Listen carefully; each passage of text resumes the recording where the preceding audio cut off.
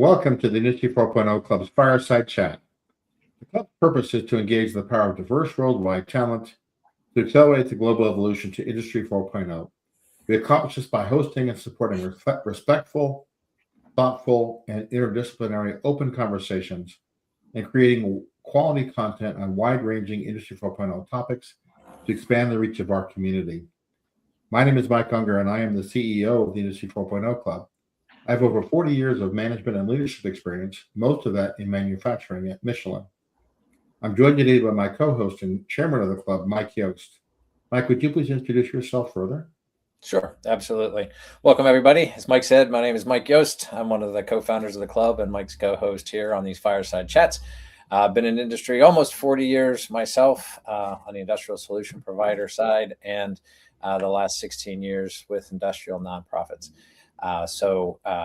Enjoy getting together and talking with domain experts, experienced professionals in our space. So we're really super excited that we have Mark Besser here with us today. He's going to be talking about leading digital change, why initiatives fail, and what successful leaders do differently. Mark is the founder and smart manufacturing consultant at True North Advisory, and a longtime friend of mine, and hard to find anybody I trust in industry more than Mark. But by way of biography, Mark has spent his 40-year career helping manufacturers cut through the sales and technology marketing noise to turn digital ambition into operational results that align strategy, operations, and technology. Mark's got experience spanning manufacturing and enterprise software, and has led smart manufacturing in 37 countries and over 500 plants, deploying ERP, MES, industrial IoT, analytics, and AI. So from plant floor to industry leadership, Mark brings practical execution experience to actively help shape the future of smart manufacturing through thought leadership, education, and national manufacturing initiatives. So for those of you that are listening in on LinkedIn, if you have a question for Mark, and we sure hope you do, please go ahead and submit it into the comments section, and we will do our best to ask Mark and integrate it into our conversation. So with that, I want to say welcome, Mr. Besser. Yeah, thank you very much, guys. Looking forward to the next half hour together. And those 120 years of experience between us explains why two of us don't have any hair. Yep, there we go. Anyway, well, Mark, thanks, and we're glad you could join us.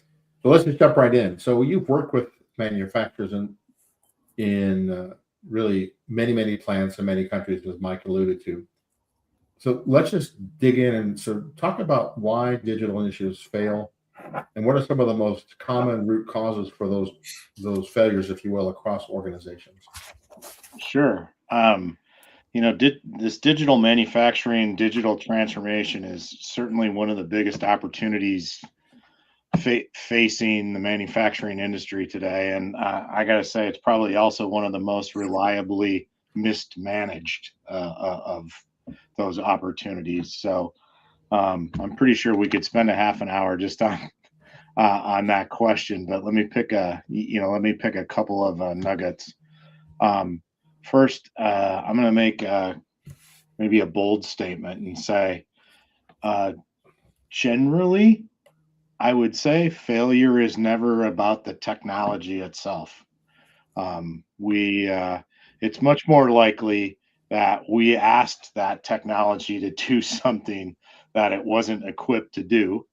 And I would look towards failure happening in either how we lead that process, the alignment of our leadership team, the people, the processes themselves, but rarely it's the technology. And kind of to that point, did we ask it to do something that it probably shouldn't have? Can we put machine configuration master data in SAP? Yeah, we can. Should it be there? Probably not. Right? Probably not the most quickest way to access and make change. So great, kind of a great example of we got great technology. We just asked it to do something wrong. Um, I'll point to what I'll say is misalignment as really the primary cause, in my opinion, of why these projects fail. Uh, Mm-hmm. it really starts with we don't have a clear vision, a clear strategy. We're not tied to business outcomes. We haven't set a baseline of KPIs to actually measure against. All of those are going to contribute to the fact that we have a very difficult equation and definition for success. How do we know, that we've even accomplished it? So this misalignment challenge fundamentally is where I think most of these go wrong before we even get them onto the ground. Right? And do you see, Mark, along with that, like without having that vision and strategy and outcomes defined, um, is there a failure of the people not being bought into what it is that's being built? Right. I Oh, see this all the time in day-to-day stuff, even the app that my school uses to track my kids, like in school and their progress. It doesn't seem to work well. I'm not invested in making it work well, so I basically just give up on it. Do you see that kind of challenge as well, not engaging people effectively? 100%. We tend to shove these things down to Yeah. the guys on the shop floor, and we don't tend to rally the support, their participation in that process, and then on top of that, we never really offer reasoning or understanding of why are we doing this? What are we trying to accomplish? It's not just about Yes. it's not just about change or trying to make somebody's job easier. There's a reason behind what we're doing this. So we're not really buying in. We're not getting that cultural buy-in.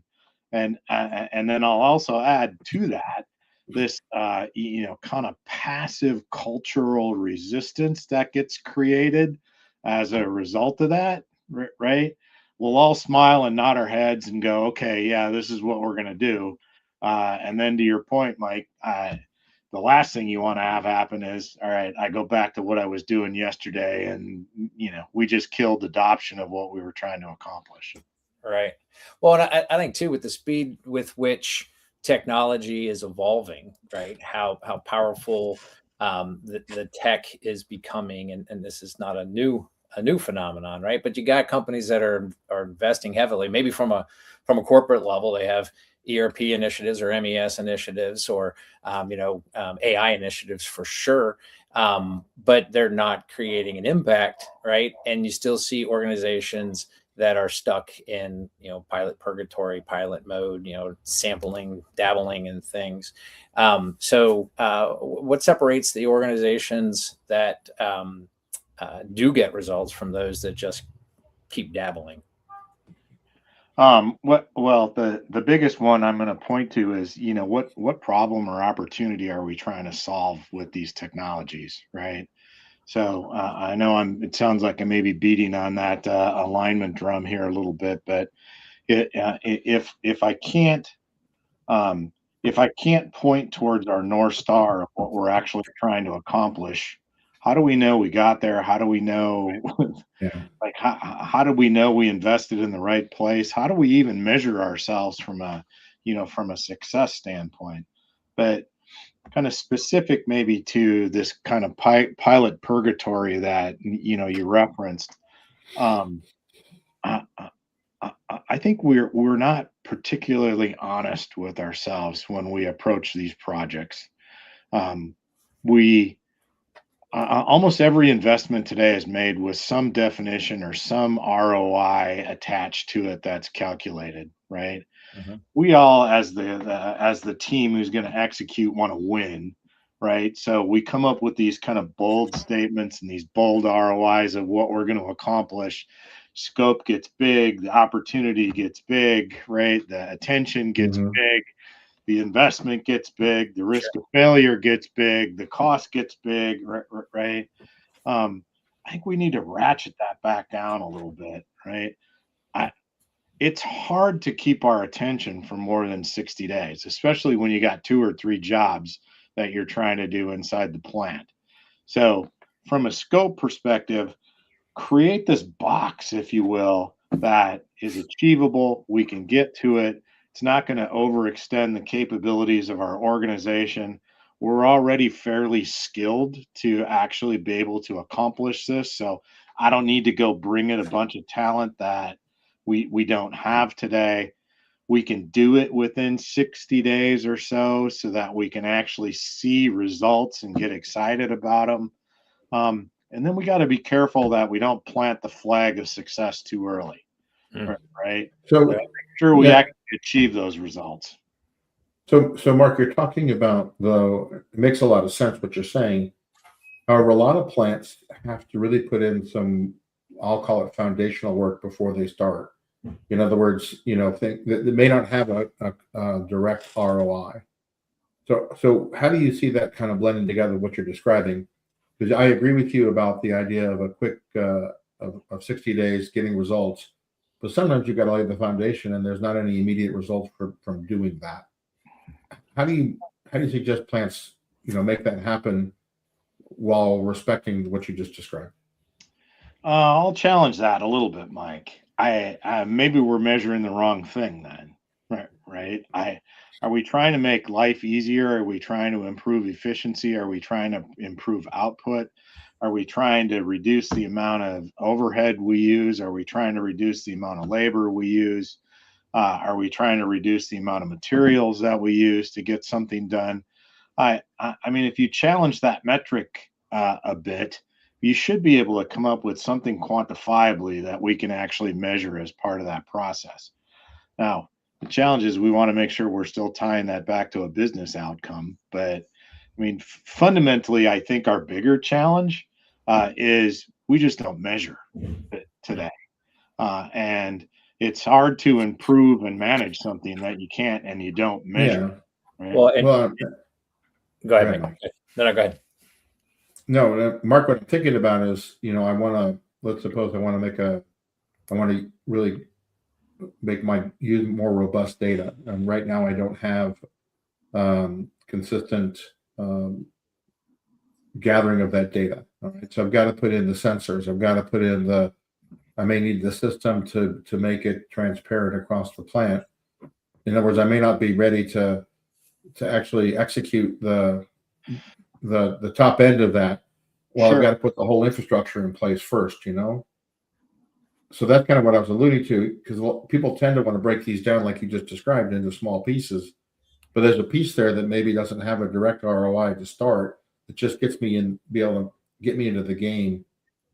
It's like practice before you play, Yeah, for sure. And we can't underestimate the level of technical debt that we run into as part of this process, right? And whether that infrastructure or cybersecurity, or it's the skills of the people that we have on the team, right? Those are all hurdles and obstacles we're going to have to work through as part of that process. But that said, I don't have to have a full data ops platform to test out a solution on a new line with 2 new machines. Right.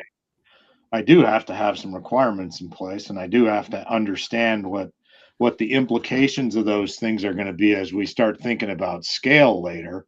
But I should be able to fundamentally prove out that solution without having to put all that baseline in place. Yeah. That is So all it's really, play when we start talking about scale, though. yeah. So what I hear you describing is the real challenge is still to find that, I'm going to use that word, that bite-sized piece that you can grab a hold of and see results in 60 days. The sweet spot. Yep.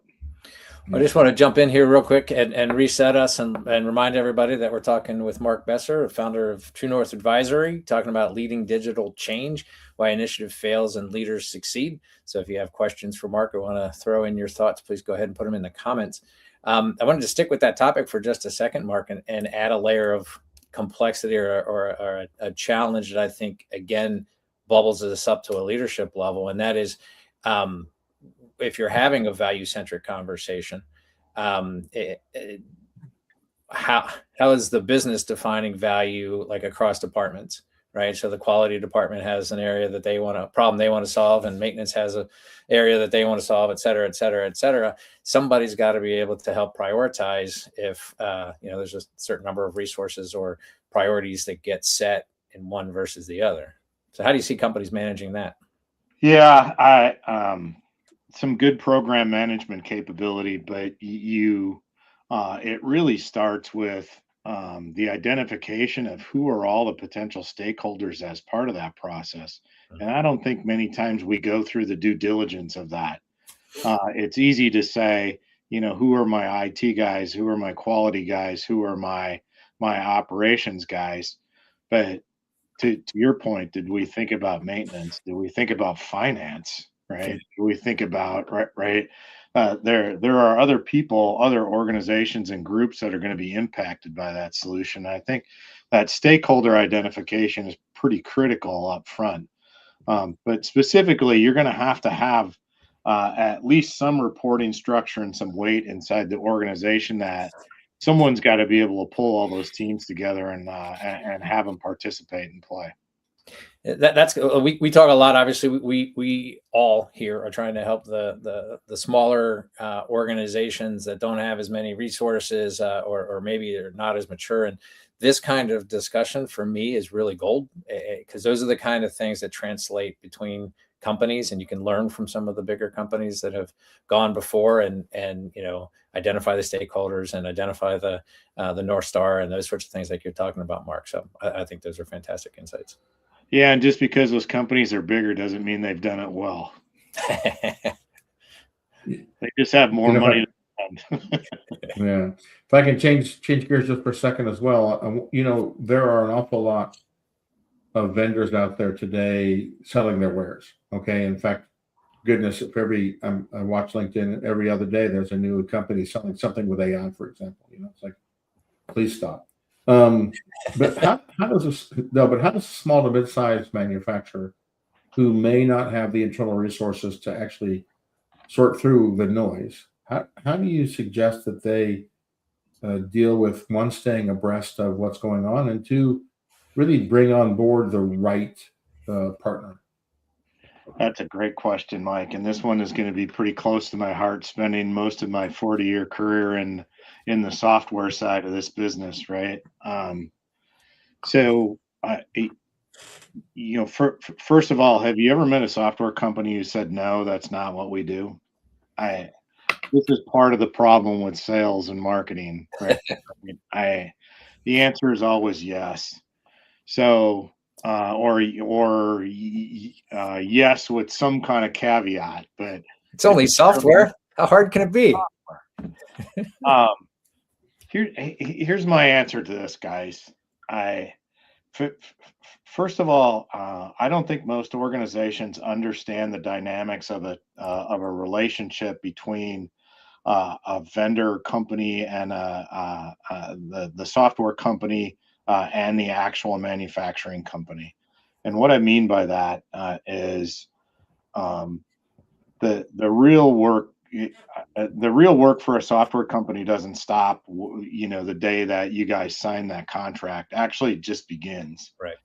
And as a consumer of that, I need to have somebody inside that organization that I trust, that is my advocate, that's looking out for me, looking out for the interests of my organization, looking out for how we do business. That person inside the software company, if they're good, is going to battle for you every day. And what they're battling is the software companies making decisions every day about where am I spending my dollars on the next investments and capabilities or features or directions, or I have a wish list of things that Mike Ungar wants for his company. Right? How do we prioritize that against the 37,000 other lists of things that are happening, or support tickets and priority and resources? And right, there's a battle that happens every day inside the software companies that I don't think people realize. Right? So my first recommendation is forget about what you hear in the demo, forget about what you read in the marketing materials. because those are always going to be fluff and flowers and answer the question that says, yeah, we can do it. What you need to do is find somebody that you trust to go take the hill with, who you think is going to actually watch your back and look out for you. And secondarily, isolate yourself to what your real competitive advantage is. What are the 2 or 3 or 5 things that actually make your company what it is today? Those are the things you should be focusing on, because those are the things you're not going to want to change, right? This is what makes you successful. If I have to force fit those things into Mike Yost definition of what software is, I got a problem, right? So we should be able to match up capabilities against and isolate those to make sure that I'm being actually looked out for. That's probably my biggest recommendation in that space.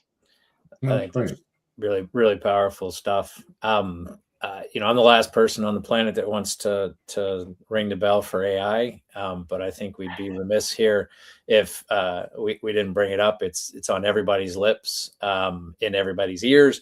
We get it constantly. So, as AI becomes more embedded in what we do in manufacturing operations, what advice would you give to leaders who want to understand it and want to marry, this digital ambition into, practical guidance and execution within their organization without overwhelming everybody? Great question. And another one that's close to my heart, having spent the last, 6-7 years in AI. Exactly. First of all, guys, you don't need a master class in AI, but go learn what it is. I can tell you what it's not. It's not the sentient thinking being from the Terminator movies from the 80s, right? Oh. So AI has actually been around since the 50s. Right. And it fundamentally, when you get down to the core, hasn't really changed that much, because it still is pattern matching at the end of the day. So what has changed in the last couple of years? First of all, the scale providers made it easy for us to get access to it now, right? I don't have to have a souped up machine to actually make it work. And a bunch of really smart people changed how we interact with it. So I don't have to be a Fortran programmer to, write assembler or to make it work. We can speak to it now. Right. Now, that actually creates a lot of challenges, right? So what does AI need to be successful? Well, I got to have a fairly discrete problem that I'm trying to solve. And then I actually have to have the related data, relevant data, to point the engine at to help me solve it. If I don't have those, you're really just doing a Google search, right? So to answer that maybe more specifically, Mike,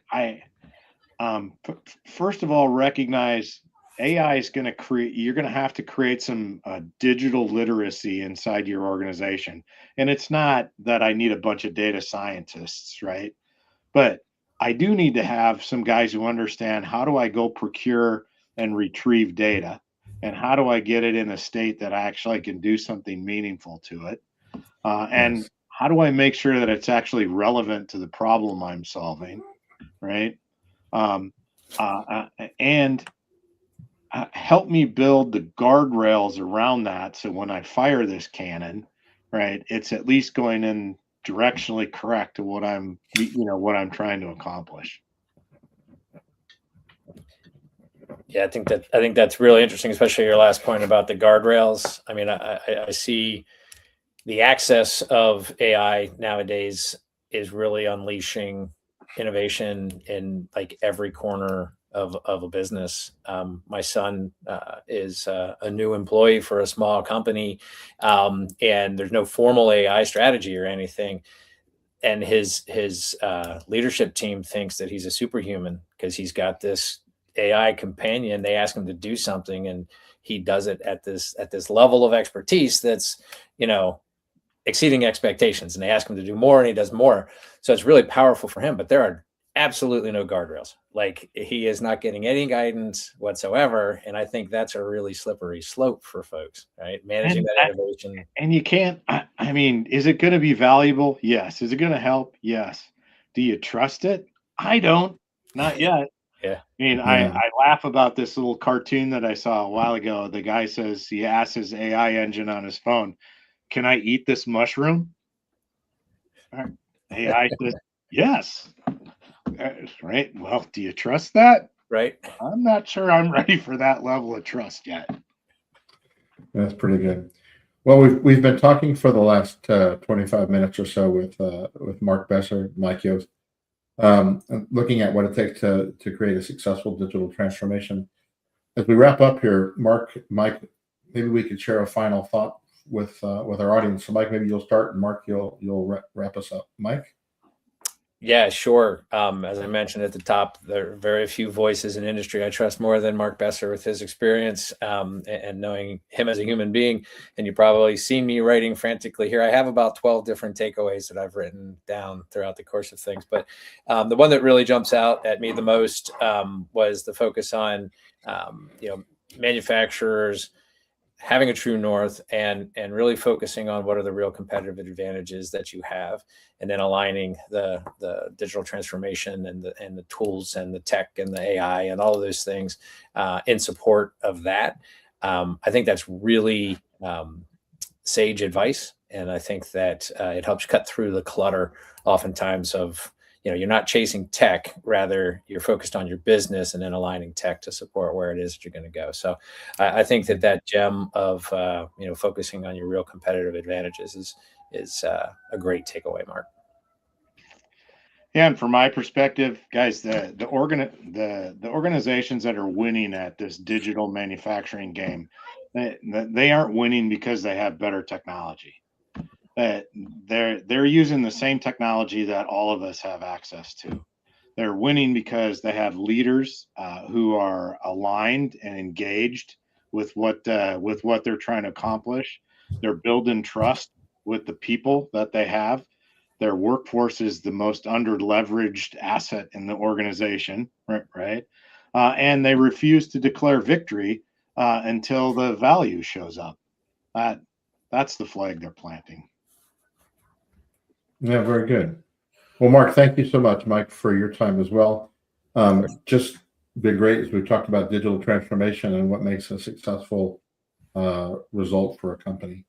So just to kind of wrap up, the Industry 4.0 Club would like to encourage you to take action.